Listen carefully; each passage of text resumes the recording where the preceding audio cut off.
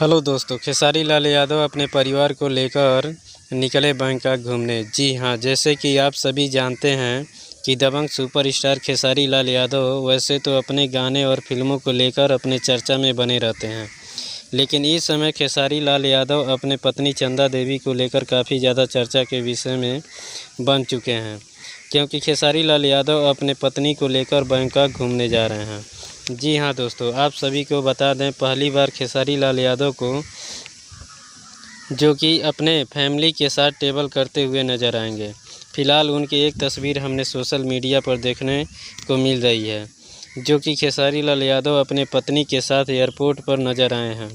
फ़िलहाल आप लोग भी देख सकते हैं, जिसमें खेसारी लाल यादव अपने पत्नी चंदा देवी के साथ नज़र आ रहे हैं।